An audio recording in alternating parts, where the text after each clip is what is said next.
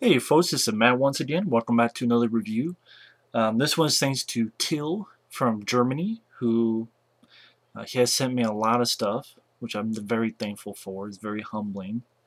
And one of the films he sent me was a film called Dark Star. Dark Star I had heard about because it's the first John Carpenter film.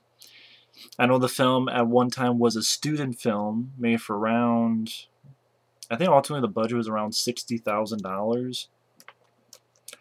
But pretty much it was a student film that John Carpenter and Dan O'Bannon. I mean, Dan O'Bannon, same guy who helped write Alien and direct Return of the Living Dead. And then John Carpenter, they both had a hand in writing this film. John Carpenter directed it. Dan O'Bannon is one of the actors in it. And I guess if you're a fan of this film, for anyone who's a fan of this film, apparently there's a 2-disc called a Hyperdrive edition for those who are interested. But I'm fine with this because I didn't know anything. I knew of the film, but had not ever seen the film. So it was nice that they sent this to me, and now I do.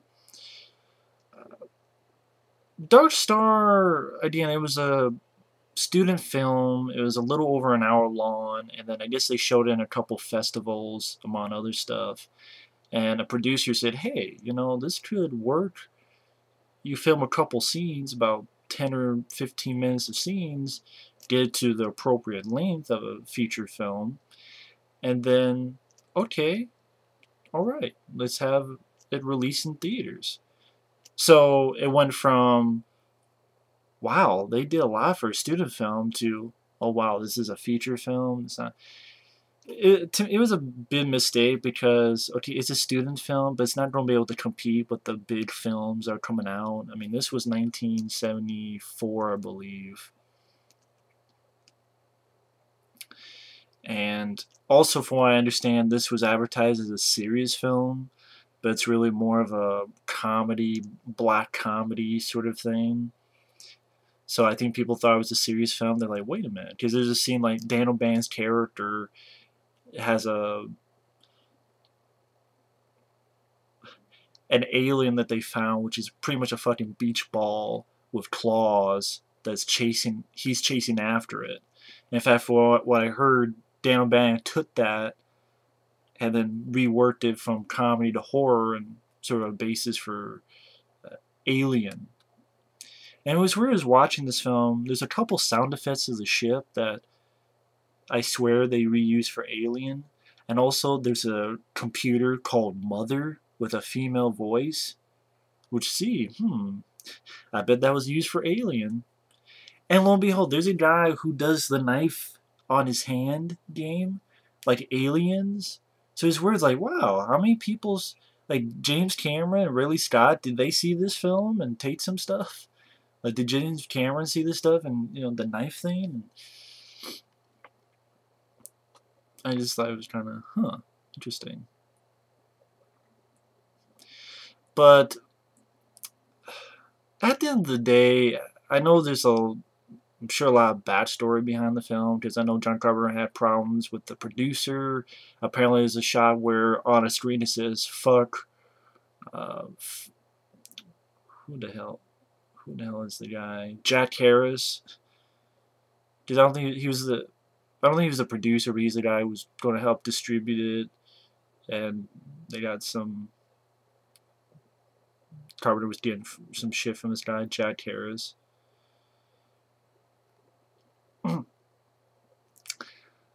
I'll be honest, at the end of the day, I was not really a big fan of Dark Star.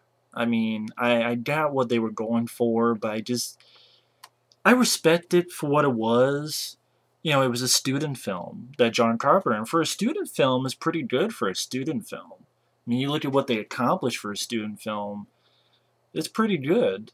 I mean, it's definitely a curiosity piece because it's the first film from John Carpenter, and I'm going to repeat this a couple times. For a student film, what they got done is pretty impressive. It's definitely an ambitious student film. But as a film in general, it wasn't really the most interesting to me. It's not really a film I can see myself rewatching. It's just definitely not up there in the Carpenter films like Prince of Darkness, They Live, Big Trouble in Little China. so on and so forth. But this one is like, okay, I can cut a little bit of slack because it was the first film and it was a student film. It wasn't meant to be. I mean, if you really think about it, Assault on Precinct 13 is really his first actual film. I mean, this is meant first, in a way, a student project in a way. But I think it's kind of like Penitentiary, if that's the film from the 70s, where that guy did that film. It was like a student film. They took it and they released it in theaters, Penitentiary. But I mean, for a student film, I can't really condemn it too much because they were able to do a bit of stuff. But anyway, you have about 4 people who are the main characters. They had a commander named Powell, and he's dead, and you later find out he's actually been deep freezed. They have a bomb that pretty much their job, these 4 guys, one of them Dan O'Bannon, one of them sort of the new leader, guy named Doolittle.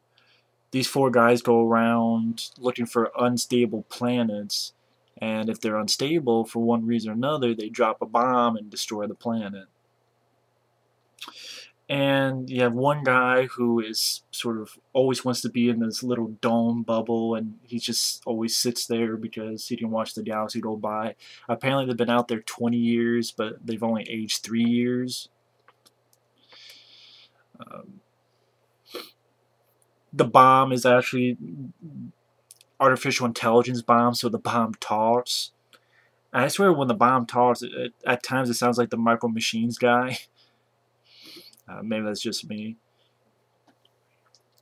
But again, they're ready to drop the bomb. When they do, you have this weird sort of, not transition sequence, but it's like you see the ship go from Earth to back and forth, kind of like a weird sort of sequence.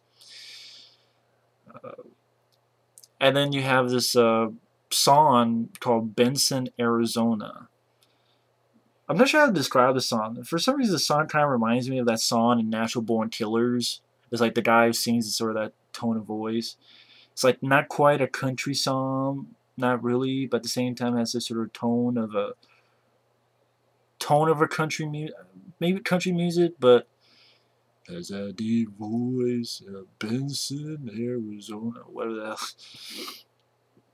And you tell, okay, they're trying to be a little bit quirky. Quirky is probably a good way to describe it. And like there's this asteroid storm coming, they take these defensive measures. But then there's this place that's not really 100% secure, and they have like a caution laser sign that's fallen down, and that leads to this bomb getting activated, and the computer mother talks it down. And that's why I'm noticing, like, sound effects that they would use later in Alien. The hand knife thing from Aliens, one of the crew members does to himself. Dan O'Bannon, his character, he does like these stupid jokes, like has this chicken, fake chicken that he puts in front of someone, and has these eyeball glasses. Doolittle, he has this musical bottles, which I think is one of the scenes they added. As well as the whole subplot with the beach ball alien. I think they added that stuff when they needed more footage for a theatrical version. It just, as a film, I didn't find it funny. I didn't find the characters out likable. I thought the acting was very piss poor, very wooden and dry. I mean, at the same time, I'm not going. It's hard to be harsh because it's a student film, but the acting I didn't give a fuck. The characters I didn't give a fuck. The humor, like, it's supposed to be a black comedy, but nothing made me laugh. Not a bit of it made me laugh at all. There wasn't a single moment that I chuckled in this film. It's like, oh, okay, a bomb that's artificial intelligence, okay, or okay, a beach ball alien, okay, so like, oh, okay, but it didn't really make me laugh or chuckle. I don't know how else to put it. The effects, I mean, it's a $50,000-$60,000 student film. I mean, for that, it's not bad at all. You have like quirky moments like Dan O'Bannon sort of, in a way, sunbathing amidst these lights, and one of the crew members is trying to do a target practice with his laser gun. A big chunk of the movie, which is probably the most part they put in for that, whether 10-15 minutes to add for the make it extended, is this whole subplot of Dan O'Bannon had this alien as a beach ball alien with claws, and doesn't. It's not really meant to be scary. It's meant to be, comedic. Just this fucking beach ball alien that will tickle him and runs away, and he tries to get it back in there, and he has to chase it all over the ship. He has to chase it into the shaft. The elevator's coming down. It's tickling him. He's almost falling down. He gets on top. He gets on the bottom of the elevator. He gets pulled up. He has to go in. He gets stuck. The charges around the thing blows up, and he comes out with a puff of smoke. Gets a gun for anesthetic. Shoots the beach ball alien, but it pops. And really, this whole thing is like, I don't find it funny. I don't find it humorous. I get the joke. I just didn't find it funny, and I'm sure other people do. That's fine. It's just okay. I don't care about Dan O'Bannon. He's a better director and better writer than actor. I hate to speak ill of the deceased, but he wasn't much of an actor. In fact, none of these people are really much for actors. They're really not. And sometimes their dialogue was a little bit muffled, so I'm trying to figure out what the hell they're saying. Once in a while I'm like that, and then the other dialogue I just don't care about. Really don't care about. Really nothing much to run on about. And you have Dan O'Bannon, these tapes talking about how he took over for someone who killed themselves in his fuel tank. He's not really this guy pinback. He is another guy, but he wore the guy's uniform. And he's talking about how he wants to go back to Earth, and in these video recordings. The guy who is always in the dome, he goes in, going to find a fall, investigate. Something happens, the bomb gets armed again, while the guy's outside in the spacesuit. I think actually no. Before that, it's when the Dan O'Bannon's hanging from the elevator. Something goes out, and then the bomb comes out again. The mother gets it back again, and the bomb goes, all right, but this is the last time. Then it's later on where this guy who's in the dome looking at the shit, he goes out. He fucking, I don't even fucking remember what he does. He basically just looks at this laser because it's at fault. The stupid assholes like Doolittle and stuff cut off his communication, which I'm like, isn't that kind of fucking important? He's trying to tell you what the problem is, and you cut off his communication. I'm like, what a bunch of dicks. And of course they start this shit because they're ready to bomb another planet. The guy gets blinded. The bomb is now fucking stuck. I mean, it's ready to detonate, and they just can't release it because they're idiots. Doolittle talks to that Commander Powell who is dead. He's defreezed.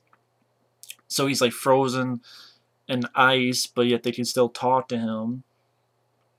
And then he has his very loud voice. And his first thing is like, how are the Dodgers doing? Well, they're disbanded for like 20 years. Oh, pity. Pity. It's like, some people made reference to a show, Red Dwarf. I'm not a fan of Red Dwarf, so maybe that's why this humor didn't really work for me. Or I don't know what the fuck you call this humor. I just didn't think it was an unfunny humor. For me, I just didn't give a shit. One leads to another, he tells the guy, hey, talk to him, actually talk to him. Doolittle goes out in a spacesuit, talks to him about philosophy. At the same time, Dan O'Bannon and this guy are fighting because one wants to use his laser gun, the other doesn't. The bomb is talked down, or so you think. The one who got blind is drifting away, and Doolittle's going after him. As Doolittle's going after the guy who's been blinded, Dan O'Bannon's telling the bomb, okay, drop and stuff. And the bomb's not listening to him anymore. I guess he thinks he's God, because he says his passage and goes, let there be light, and blows up the entire ship. So Dan O'Bannon, the other guy, is dead. The other two are stuck out there. Doolittle, he talked about before that he used to love to surf, so he finds a piece of the ship and surfs down the planet, and of course he's going to burn up. And the other guy, he previously had talked about this Phoenix asteroid, this asteroids that glow and circle the universe. They happen to be there, and he goes a part of them and glows too. And then it ends with Benson, Arizona. I mean, I just didn't give a fuck what was going on. I mean, it's hard for me to get mad at a student film that was only $50,000, $60,000. Because they got a lot done. You know, the ship, certain ideas like, okay, an artificial intelligent bomb, interesting idea. The fact that they were able to make the ship and the effects for that low a budget way back in the day as a student film, that's impressive. I mean, of course, it's not going to be like anything today. It's just, you know, it's still impressive, but it just, I don't care about the four characters. I don't give a fuck about the humor, the subplot with him chasing this beach ball alien, which is way too long, way too slow, way too patty. I mean, you could tell they had to fit that in just so it could get a theatrical length. Sometimes the dialogue was mumbled, so I didn't know what the hell was going on. Then when I heard the dialogue, I didn't really miss much. I'm not really a fan of Dark Star. I give it points, I respect it, but I'm sorry, I can't say I'm a fan of Dark Star. Dark Star, I guess, has a cult audience, but I would rather just watch Killer Clowns from Outer Space. I get more entertainment out of that. Or Choppy Mall, I get more entertainment out of that. Or a bunch of other small budget films. Hell, I could honestly say The Deadly Spawn, I probably got more entertainment than this. Pieces, I got more entertainment out of this. It just, for people who I don't give a fuck about in this very, you know, at times tight quarters of this ship, Dan Band running around looking for this beach ball alien, and this AI bomb going back and forth, popping in the mother computer telling it to go back in, setting up stuff for the end, like the one guy, I know how to surf, or I used to surf, the other guy about these glowing asteroids. Not much to the film, really. Not much to the film at all. Not much to the film dialogue-wise, not much to the film humor-wise, not much to the film at all. I mean, thank God John Carpenter got a song in Prison 13, because that is a infinitely 100 times better than this film. A Song of Precinct 13 is a masterpiece compared to Dark Star, in my opinion. I mean, I respect Dark Star, but I can't say I like the film. For those who are curious about, you know, John Carpenter, his first film, and co-written by Daniel Band, you can go ahead, and the fact that it was a student film, you can go ahead for curiosity's sake. Maybe you'll like it. Every single film I do and review, go check it out, because think for yourself. That's sort of my bottom line on my channel. Think for yourself. But Dark Star didn't do it for me. It was just at the end of the day, a very boring film. A very boring flick. So I don't know what more I can say about Dark Star. But either way, thanks for watching, take care, and stay tuned for another video.